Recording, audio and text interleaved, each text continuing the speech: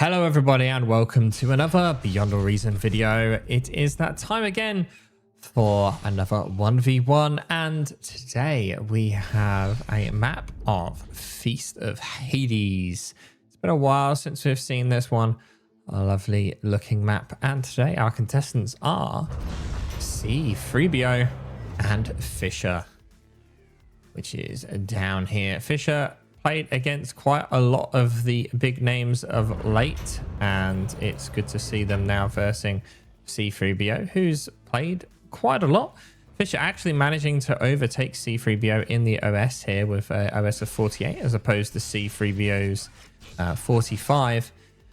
And let's see how they do today. Now this map, as you can see, has a varied wind here of 4 to 14. And because it's so kind of all over the place, we see both players kind of starting off with a bit of solar here. Also, as the wind was at its lowest point at the time as well. And let's zoom out and have a look at the two choices of start positions here and kind of discuss their thought process behind it before the raiding phase kind of takes into effect. So as we zoom on out here to the map, we can see C3BO has chosen to start with a Resbot. Then we've got Con, Grunt, Con, Grunts, Resbot, Grunts, and so on. Whereas C3 has chosen to as Fisher has chosen to purely go Cons into Grunts. So there is a lot of energy reclaim on the map, and taking advantage of that early means you're not having to spend metal on, your energy production. So it is a valuable choice here for the cost of, a single Resbot here to be able to get quite a lot of energy. Like it's 2k there, 4k there, 4k, and then, a decent amount down there, and of like 7-8k in total. So a lot of energy to be had. And looking at starting positions here, Fisher has positioned himself in a fairly kind of all-round position. Some people choose to go here, and that means that they can build defenses here, and basically secure this peninsula. Fisher's position here is very similar to a Canis River spot, where you go just in front of the ramp, because then your base then defends the ramp, and then you only need to build defenses down here in order to kind of safeguard this entire area. Now, the problem with that is if units do manage to get by in like this section, then this area down here is generally left undefended and can get raided. But it does give quick expansion opportunities to these triple mexes. So overall, generally a good position to spread out quickly and get to the metal as quick as possible, whilst leaving some gaps. Now, C3BO's position here is, to be honest, quite a common start position, especially for where I like to go when I'm playing this map. And it gives you a lot of pressure down into these central lanes because of there being better metal extractors there. Used to build turret. Damn it.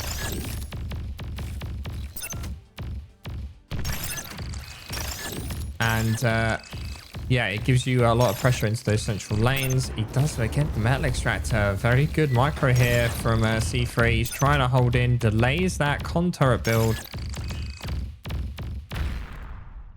That's a pretty decent raid for only 2 grunts there. Taking out a metal extractor, a wind, slowing down the build power of another con turret, and shutting down both of those solars.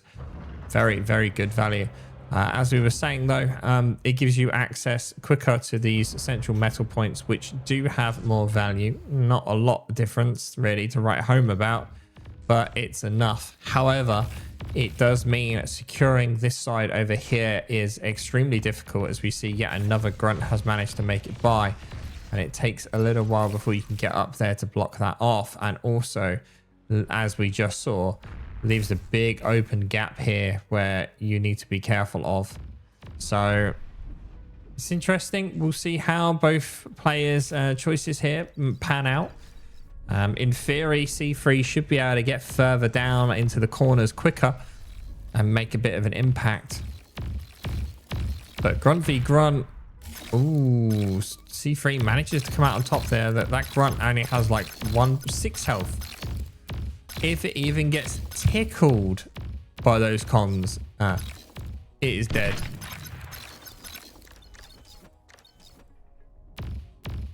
It's the little grunt that could.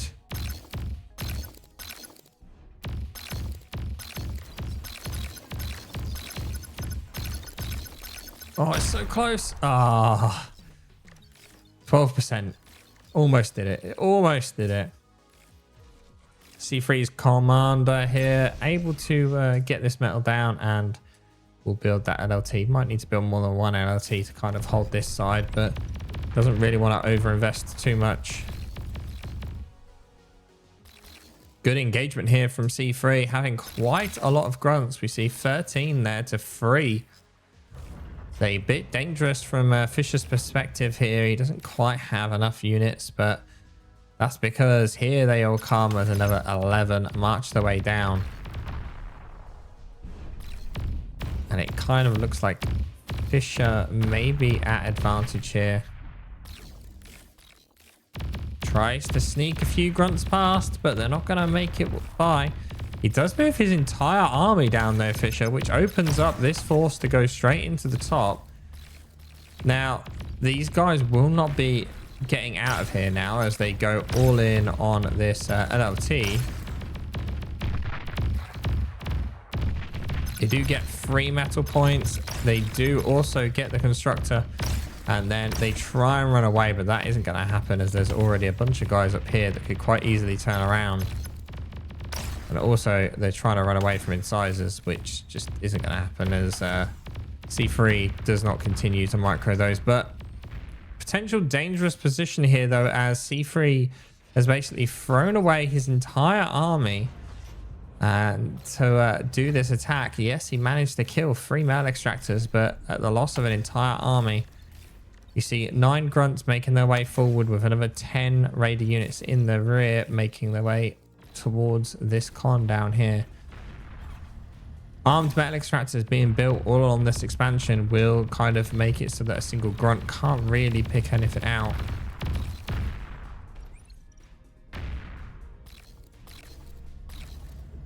C3 able to hold off though, doing fairly well.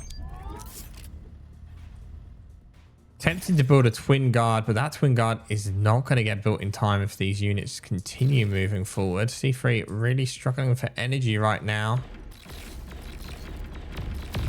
And these will not be enough LRTs to be able to stop this push.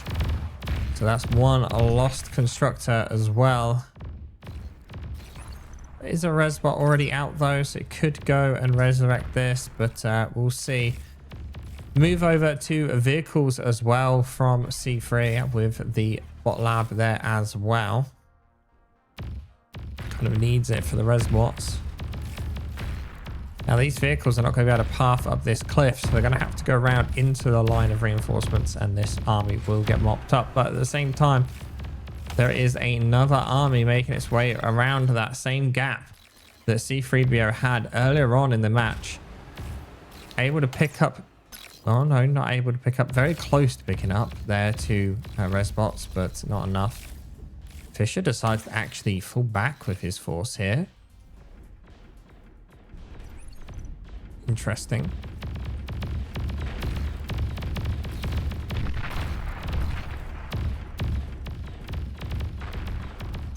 Unable to pick up. Oh, good positioning. Maybe able to grab them. No, not being microed enough.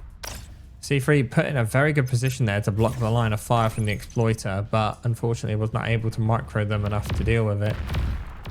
And that one problem that we were talking about, Fisher making the most of it, as C3 did not build multiple LLTs there, just the one, and now these incisors and grunts have managed to push through. Found a hole and taken out a triple mechs. I don't know how much more value you're going to get considering everything's low health. As we switch over here, C3 moving in with his comm to chase down those double constructors. Down to 30% health here. It's looking a little bit dangerous for his commander as he just keeps walking, chasing down that constructor. Did the job, but still. Well, this force is still kind of being able to harass C3 here. To be honest with you, this match is kind of going more and more in Fisher's favor as it goes on. C3 is losing metal extractor after metal extractor and unable to really push out here at all.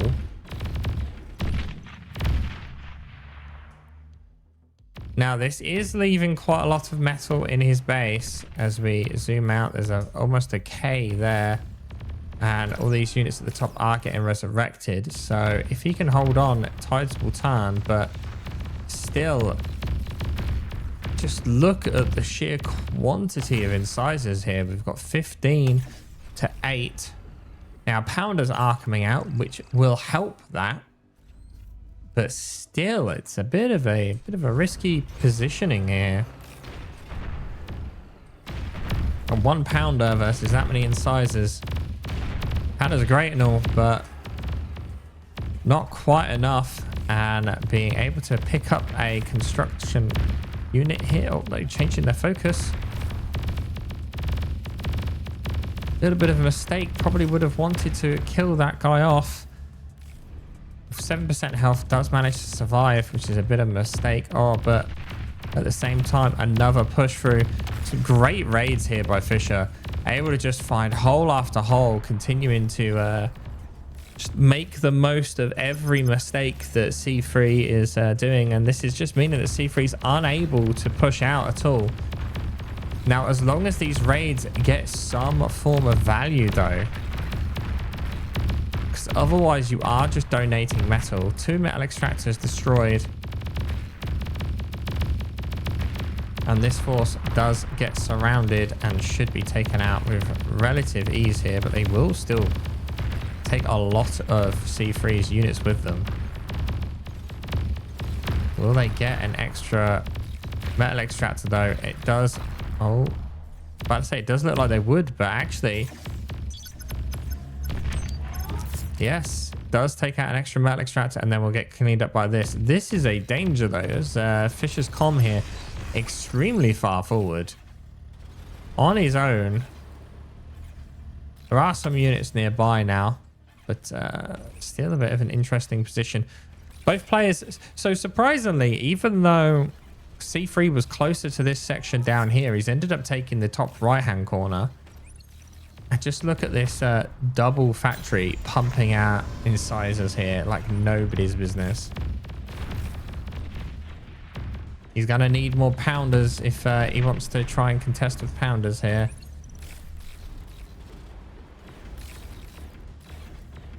Just look at them all. Don't move your army close. Just about to self-destruct his own army. C3 loses that trade if he's not careful. Good positioning though on the flank of the army means that he can apply full damage while his opponent is only able to do slight amounts. Meanwhile, over this side, another attack by Fisher here, keeping C3 on the back foot pretty much this entire match. We do see some aggression here from C3 with that army that was about to get flanked. He just pushed with it instead. And as well at the bottom corner here, trying to take out some of the higher value metal points. But as this army is basically in the base here of C3, we'll keep an eye on this fight.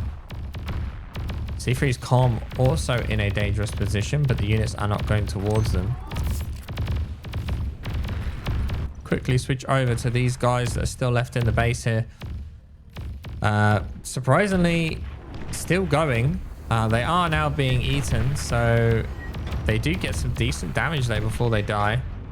So we switch back over. These units continue pushing forward as air is now being built, as some shurikens will try and mitigate some of the damage, but after losing a big chunk of energy there and metal extractors, this is a sizable bit of damage being inflicted to C3.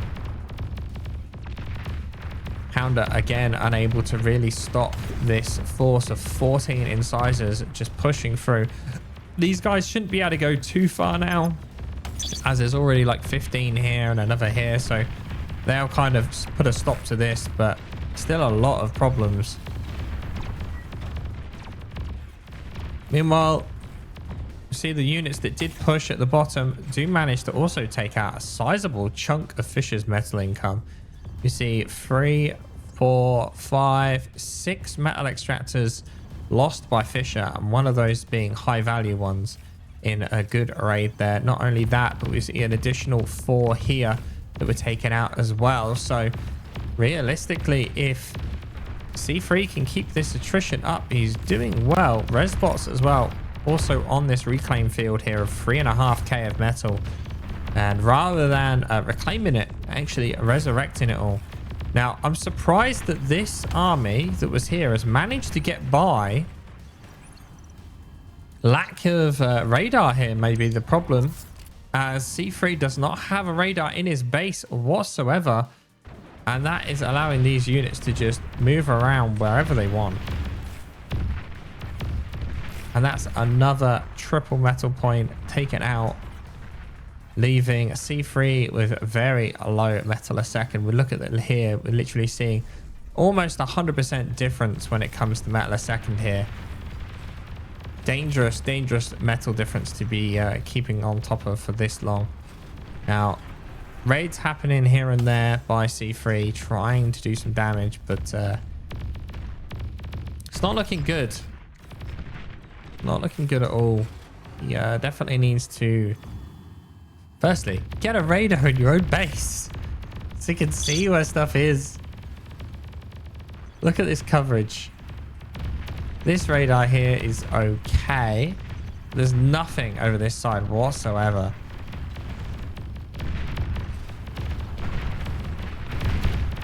C3 attempting a push here, but running into a lot of resistance. And they won't be able to get anything of value. Focus the res bots. Hooray. Bit of a dangerous push here from C3, literally pushing everything down. Resbot's going really far forward as well, and they get taken out with ease.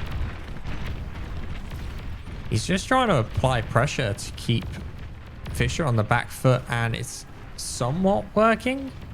But meanwhile, there's a big force going around here, and again, the biggest problem is C3 just doesn't know where anything is. He's lucky he can see this due to this pond radar.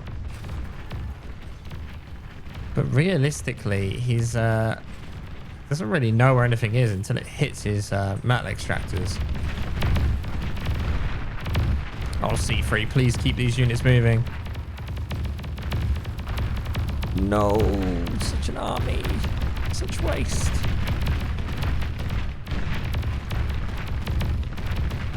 Now he moves it, but he did lose quite a few there. And manages to actually get away with that somehow. Meanwhile, prepping a bombing run.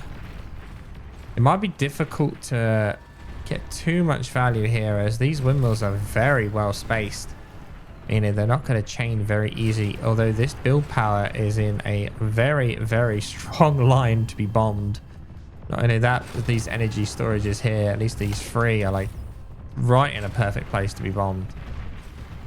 But we'll see what happens as the bombing wave makes its way in. No fighter support on this bombing. Oh, there we go. Fight wave is now going in. No AA.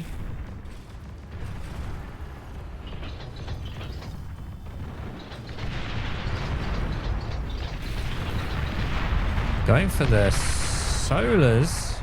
Now they have more vision. What are they going to go for now? Going for the build power. Getting a good chunk of it. Spreading out now. Doing bombs on the winds to try and get some damage. Gets the energy converters as well. They're not going to be able to hang around for too much longer though, as the bombers are actually falling back here in an attempt to get some of the metal extractors.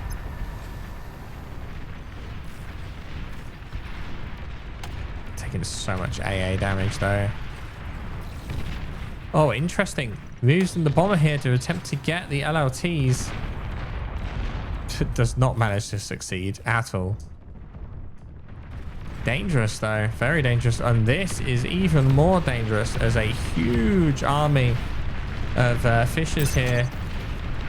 Bit hard to tell exactly, but we're talking about 19 brutes and 5-pounders are right outside the base of C3. Now with Shuriken support, he's able to put a stop to it, but at the same time there is another raiding push going around at the top, and Fisher is able to just constantly exploit this north side. It's really causing him some problems. At the same time though, this raiding force that was kind of allowed through by that bomber has managed to make it through right into the back of Fisher's base, and this will inflict damage.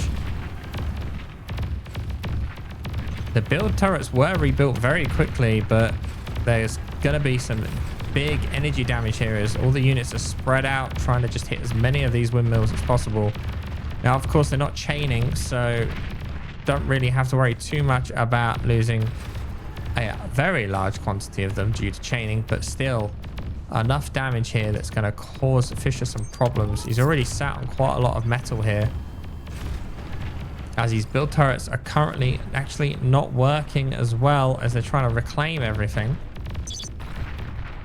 Kind of wish these were a bit more smarter, that if they can't reclaim this, that they then work on something else, but no, they stay on that until it's done. And meanwhile, as we switch over, Fisher was so paying attention so much to that over there that he wasn't paying attention to these units that are in the back. And interesting comm shenanigans here, as both the commanders are in the water. C3 hasn't noticed yet, and Fisher is building a torpedo turret.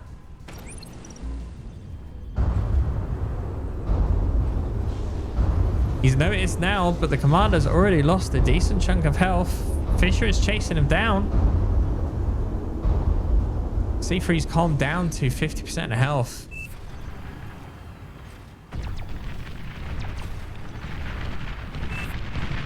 And with that, C3 calling the GG, knowing that Fisher can just chase him down, but also just due to the amount of units that Fisher had, C3 just couldn't keep up due to all of those raids. There was just constant aggro coming in from this top side.